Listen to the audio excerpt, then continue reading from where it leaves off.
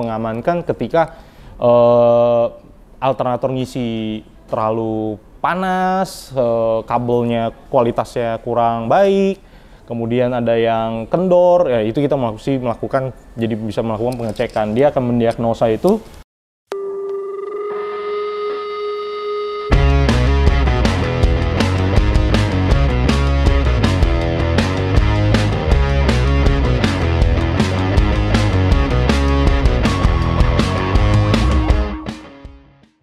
Halo, sebelumnya kita sampaikan dari seluruh tim Banteng Mas, minal aidin wal faizin.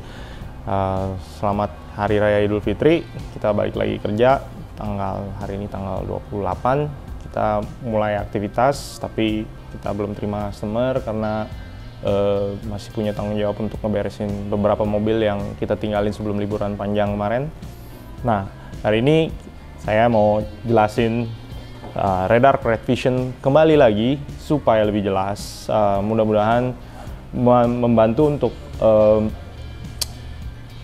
netizen Indonesia yang masih tertarik nih di overland karena permintaannya terus masih meningkat, barang-barang overland. Jadi ini kita Redark Red Vision dari Australia, dia lebih durable untuk di bidang kelistrikan yang kita butuhkan. Jadi power unit yang kita butuhkan itu ketika kita lagi overland, lagi tersesat di hutan, mau waktu yang lebih lama, berhari-hari, dia lebih durable, dia juga canggih, dia dapat memberikan informasi yang lebih.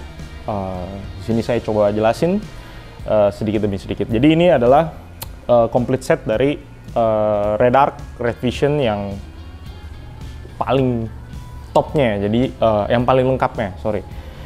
Di sini kita mau pasang di Maxford, jadi kalian bisa lihat di sini sebelum dimasukin ke kanopi, kita udah assembly di sini. Jadi tempatnya, posisinya kita udah sediakan juga. Jadi untuk pengaplikasiannya, untuk pemasangannya gampang, dan memang ada jarak yang harus dipertimbangkan, seperti sikring harus berdekatan dengan charger, kayak gitu-gitu, yang kita juga udah perhitungan semua. Nah, di sini kita bisa sebutin satu-satu. Kalau di sini adalah Manager 3.0. Kemudian di sini adalah TVMS, Redark Red Vision. Kemudian di situ adalah inverter, kita pakai yang 350 watt Pure Shine inverter.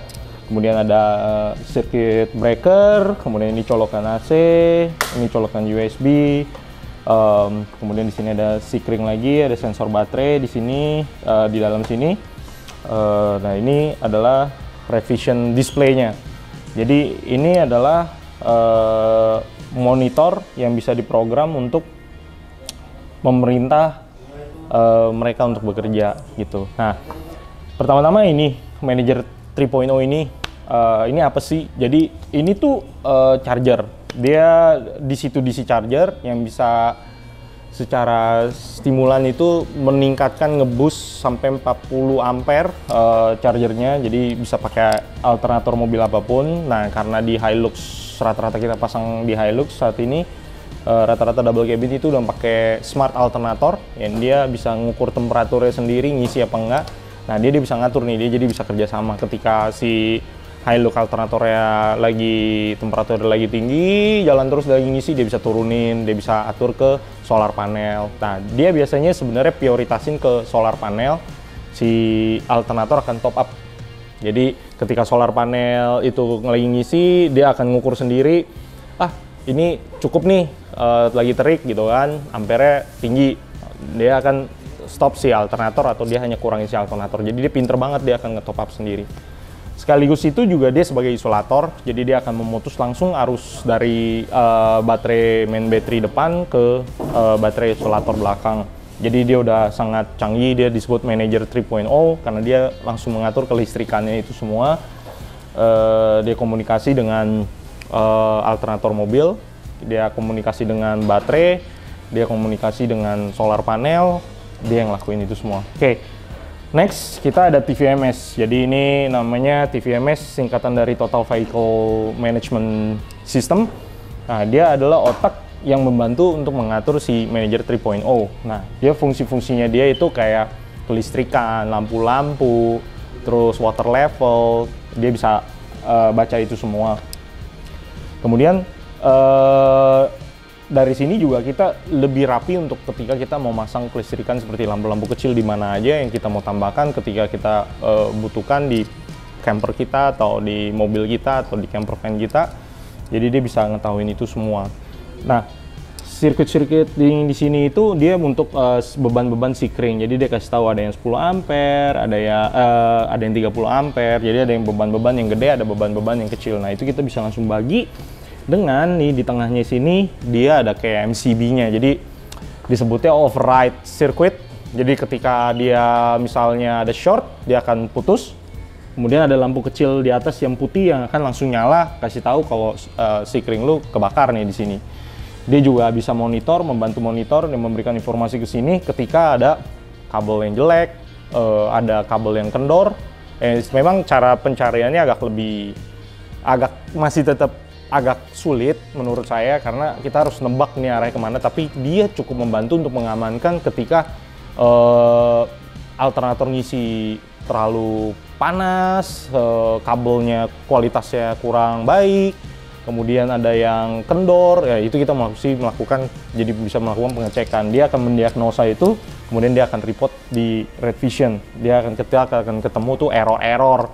Dan ketika semuanya berjalan dengan baik, inverter oke, semuanya oke, dia juga akan report di sini laporannya semuanya work well kayak gitu. Nah, di Red Vision ini dengan TVMS ini dia akan bisa bantu untuk monitor si baterai kapasitasnya berapa, kemudian ketika si matahari lagi terik dia akan mengharvest si solar itu dengan berapa ampere, dengan waktu berapa lama dia harvest. Jadi kita bisa monitor istilahnya baterai kita, cadangannya kita, kan kita pakai kulkas apa segala macam elektronik lain, dengan matahari begini kita bisa tahu nih tekor apa enggak gitu kan, kalah nggak nih, tanpa kita harus ngelihat yang pakai indikator yang kecil-kecil lah. Intinya bisa dilihat di sini semua. Oh, mataharinya cuma 10 ampere nih, kita sedot nih sekarang strumnya 25 ampere kayak gitu, dia bisa kasih tahu kayak gitu.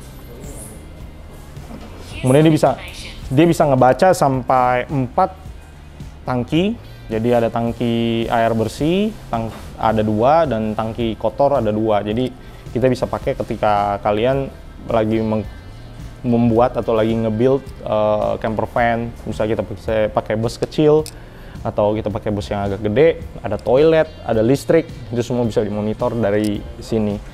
AC semua segala macam kita bisa kontrol semua dari TVMS. Jadi ini distribution box yang menurut saya udah paling terakhir, yang paling pinter. Dia juga bisa ngontrol si inverter. Yang menurut saya oke. Nah, balik lagi ke Manager 3.0. Dia selain DC-to-DC charger, dengan dia bisa ngatur lagi sendiri strumnya sebagai isolator juga. Dia juga bisa di charging secara AC. Jadi kita bisa ngecas si baterai isolator itu dengan AC. Nah, untuk baterainya kita, sekali lagi saya mau jelasin, kalau starting battery sama auxiliary battery itu beda. Kita nggak pakai 2 aki mobil yang sama. Jadi aki mobil adalah untuk starting battery karena dia punya daya untuk nge-crank. Tapi ketika dia disedot di bawah 50% biasanya akan rusak.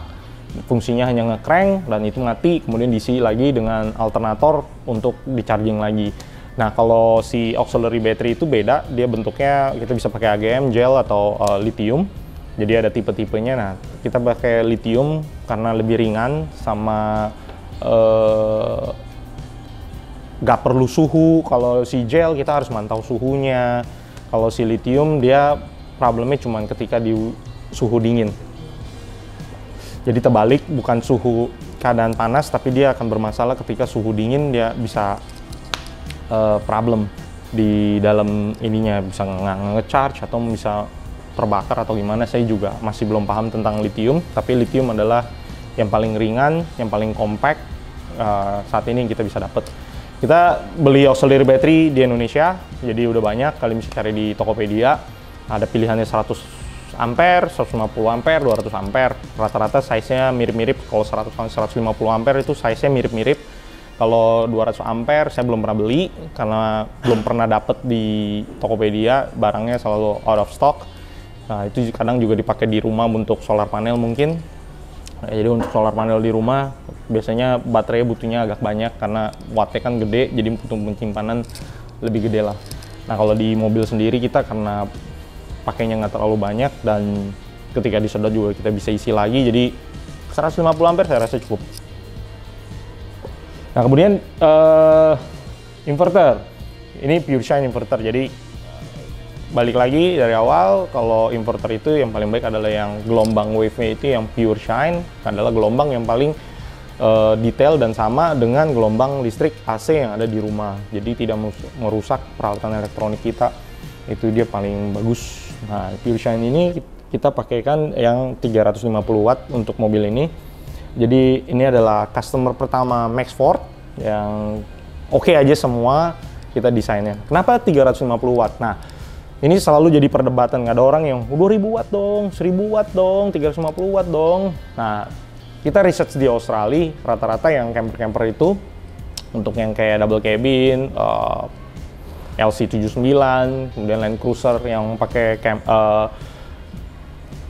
kanopi sama tray yang kita buat kayak Max Sport gitu, modelnya sama kayak gitu, ada Patriot Camper, ada Picor ya kan kayak gitu. Nah itu dia pakai kecil sekali 350 watt. Kita tanya kenapa?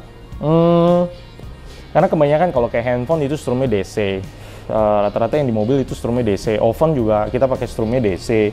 Kemudian yang strumnya AC itu hanya dikit, paling kayak TV misalnya kita bawa, atau mungkin kita bawa AC, atau kita bawa speaker. Jadi pemakaiannya itu sebenarnya nggak terlalu banyak. Kalau kita bawa kompor induksi ya itu baru gede, tapi kompor induksi sebenarnya kurang efektif karena lama dan dia akan konsum cepat sekali. Si baterai dengan kapasitas 150 ampere dia akan cepat sekali dia konsumnya gitu karena wattnya gede banget. Jadi kita masih ngutamain pakai kompor yang masih pakai gas, walaupun di daerah yang angin, windy, agak susah karena apinya ketiup. Nah, kompor induksi kalau di yang windy begitu dia lebih efektif karena tidak menggunakan api. Tapi ya kalian bisa upgrade sebenarnya. Saat ini Redark punya yang 3000 watt yang paling gedenya. Itu katanya bisa upgrade dengan size yang lebih gede. Kita bisa buat casingnya lebih lebar. Jadi itu bisa di-upgrade sampai 350, 750, 1000, 2000, 3000. Dan kita juga ada merek lain, kita bisa pakai merek lain karena si Red Vision ini adalah otak dari semuanya. Inverter kita bisa pakai merek lain apapun kayak gitu. Oke, untuk complete set seperti ini estimasi harganya itu lumayan cukup mahal. Di kisaran harga sekitar 50-an. Kita juga belum selesai ngitung karena kabel-kabel ini harus juga pakai yang kualitas baik. Dia ada jarak-jaraknya 4 AWG atau berapa AWG ya, itu harus di make sure. Instalasinya nggak terlalu rumit, gampang karena tinggal masuk-masuk doang, colok-colok aja. Once kita ngerti, kita paham dengan cara kerjanya, gampang banget. Jadi nggak nyusahin, dan apalagi dia lebih aman karena dia bisa monitor semua ketika kejadian error apa segala macam. Dia bisa putus load sendiri ketika terjadi short. Ada sikring-sikring yang ngejagain. Jadi di sini sikringnya banyak banget nih. Ada sikring di sini, ada sikring di sini, ada sikring di situ. Jadi semua bekerja sama untuk memproteksi kelistrikan kita. Karena kelistrikan biasanya kalau lihat di jalan, listrik mobil kebakaran karena konsleting ya kayak gitu-gitu lah penyebabnya. Selama kabelnya bagus, kita ikutin semua sesuai petunjuk, itu akan aman. Kabel tetap dingin, kita cek semua oke, aman. Oke, menurut saya ini lebih simpel ketika kita ngerti dibanding pakai manual tombol-tombol, karena terkadang ketika kita lupa mutus arus apa segala macam harus bisa tabrakan, terjadi konslet dan lain-lain. Apalagi kalau kita pinjemin mobilnya ke orang, belum tentu orang yang berikutnya juga akan ngerti. Nah ini kalau kita bangun camper van misalnya untuk disewain, si Red Vision ini displaynya akan sangat mudah untuk dijelaskan, dimengerti sama orang. Jadi kita nggak perlu tahu soal ini lagi ya kan, karena untuk user dia hanya menggunakan ini. Kecuali kita solo camper, kita harus ngerti juga ini. Ketika ada trouble jalan kita perlu tahu. Oke, berikut tentang Redark. Sekali lagi diulang supaya lebih jelas. Jika ada pertanyaan silahkan di komen. Thank you guys.